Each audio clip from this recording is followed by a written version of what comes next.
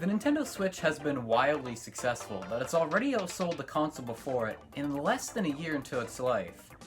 But it's crazy to think that Mario Kart, one of Nintendo's biggest franchises, doesn't have an original outing on the Switch, as Mario Kart 8 Deluxe is just an enhanced version of Mario Kart 8 from the Wii U. Mario Kart 8 is great fun, but there's no way we're not going to see an original title on the Switch. So I thought, why not give my thoughts on what I would like to see from a Mario Kart 9? It goes without saying that Mario Kart 8 lacks single-player content. I'm not saying that it's bad, it just isn't a lot. The only solely single-player mode in the game is time trials. I think something like an achievement system could help extend the replayability on a game that's already heavily replayable. This could also be mixed in with how unlockables could be obtained. As in Mario Kart 8, you unlock a new item after a certain amount of coins, with a very minor exception like gold parts. A lot of people say that the next Mario Kart should be in the style of Double Dash. While I'm not against the idea, I think it'd be better off as a mode with some improvements. In Double Dash, when you would play with two players in the same kart, really only one player was playing at a time. The person driving would still be playing regular Mario Kart without the ability to use items themselves, as the player in the back would be using the items. Seems like a great idea, and it kinda was, but most of the time the player in the back seat would just sit around until they could throw an item, and even then, it would still be the driver's responsibility to align the kart correctly to aim.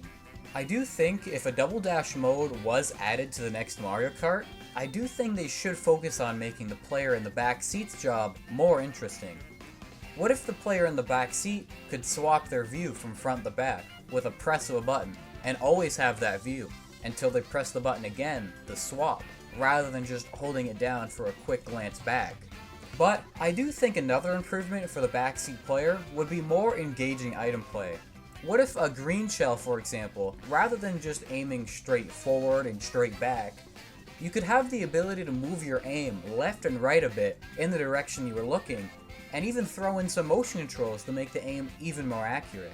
I do think that this would require the adjustment of some of the items in this mode, but nothing outrageous that would completely change how they functioned, as a red shell thrown forward would still lock on, while backward it would still go in a straight line as usual. But the only difference would be gaining an ability to aim for items that could take advantage of it. While I'm at it, I do think how item holding works should be similar to Double Dash, as in Mario Kart 8, if an item's on your tail, you can just hold out one of your own and block it with ease. But in this Double Dash style mode, you couldn't just hold it outside your cart, so it would make quick reactions to block red shells, for example, that more engaging for the backseat player. This would impact local play, however, as in Double Dash, you both would share the same screen, but this could still work out, as each player could play on their own Switch, or even play online. One of my favorite things from the Mario Kart series is the cast of playable characters. While a handful of characters from over the years only appeared in a few titles, some characters have only appeared in a single game in the entire series. It's weird that these characters, which I'd say are some of the most unique, are the ones that end up getting cut in future titles to make room for characters like Pink Gold Peach, making her first appearance in Mario Kart 8. Not just a playable appearance, but her first appearance ever. So they remove memorable characters like Diddy Kong, Birdo, and King Boo, so they can add Pink Gold Peach. King Boo would luckily see a return in Mario Kart 8 Deluxe. I find it odd that a game like Mario Kart, where the only time spent on a character is the animation, modeling, voice, and some stat changes, relies so heavily on recycling characters. In Mario Kart 8 Deluxe, Mario and Peach take up 7 character slots, and that's not even counting Baby Mario and Baby Peach. Characters like Metal Mario and Pink Gold Peach aren't bad ideas, but they should just be additions alongside other unique characters, not substitutions. In Mario Kart 9, I'd like to see a return to all, if not most, of the playable Mario Kart characters from over the years, with some new characters thrown in.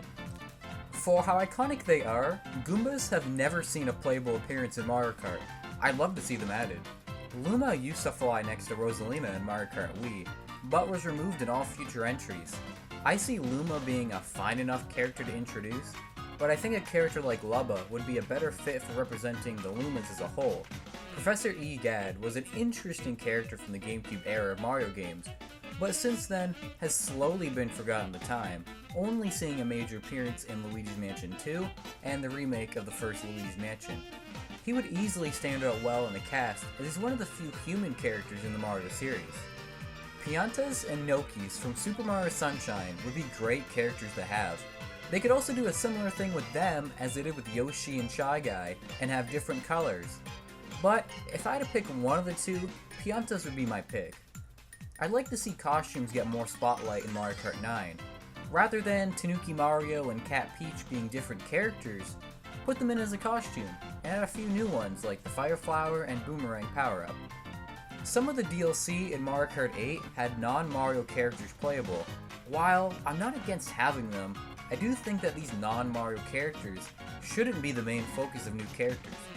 If I had to pick any non-Mario character to be added, it would easily be Captain Falcon, without a doubt. Mario Kart 8 has an almost even split between completely new tracks and remade tracks. Typically, the Mario Kart series only gets a remake of a map once in a single game, then never again. A few maps have broken this trend, however, such as Baby Park from Double Dash and the Super Nintendo version of Rainbow Road. I'd love to see some of these maps, which have already been remade on another game, come back in Mario Kart 9. I would only like to see a few of these, however, as I'd like the main focus on remade tracks to be on tracks that have yet to be remade. Not only were there non-Mario series characters, but Mario Kart 8 also had some non-Mario series tracks. These, I'm more fine with. I would like them not to take up a huge portion of the track list, but maybe having a cup dedicated to just 4 completely new ones would be a nice amount to have. Also, I'd like to see dynamic maps make an appearance. What I mean with this is, what if over the course of the race, the track eventually ends up changing over time? Grumble Volcano is a great example, as at the end of each lap, more and more of the course gets destroyed. The GBA Mario Circuit course has an idea of this, but it doesn't act upon it. In the introduction of the map, you can see one of the turns being raised in the background, which is an anti-gravity spot on the map in-game. But what if one lap it was just a standard turn, still on the ground, and the ramp that would put you on the anti-gravity spot was just a regular ramp? But when the player in first place hits lap 2 or 3, that's when it would start to rise. Any player still on it would be put in the anti-gravity mode. It's not one of the biggest game changers, but it would help with making some of these maps feel fresh overall, and would help significantly for a map like this that already looks pretty simple to begin with. One of the coolest things in the Mario Kart series are the items that help you gain an edge over your rivals. Previous entries have had a lot of unique items, and I would like to see the return of only a few of them, as I think an oversaturation of items would make super important items like the mushroom way too uncommon. Doesn't mean I wouldn't like to see new items. If anything, I would like to see new items have priority over returning items. Something I've noticed with the item selection in Mario Kart games is there isn't really a lot of items that can be thrown on the ground. Only 2 come to mind, that being the banana and the fake item box. And even that, the fake item box isn't even in Mario Kart 8. Oil slicks appeared as an on-road hazard in the first Mario Kart game, but haven't been used in future titles, besides appearing in remade tracks that featured them. It'd be cool if these became just a regular item that would allow you to drop a puddle of it behind you, but rather than spinning out your opponents like how they functioned before, what if they covered the wheels of the car that hit it with oil, making turning slippery? Deciding where to drop the item would be more important, as dropping it before a straight path of road would net you very little use out of it, but dropping it just before a turn could cause your opponents to fall off the track. The tiny mushroom could be a cool idea, as activating it would shrink you down, but unlike getting hit by lightning, it wouldn't slow you down. Rather, it would give you a slight increase in speed. The main purpose of this item wouldn't be the slight increase in speed. It would be getting underneath an opponent and growing to normal size, either by activating the item again, or waiting enough time while under them, and hitting them that way. So, those are my ideas for Mario Kart 9. Sure, I could easily come up with some more, but I mainly wanted to focus on the things I would like to see the most. And I'm sure with whatever Nintendo decides to do with Mario Kart 9, I'm sure it'll be great, just like the last titles in the series.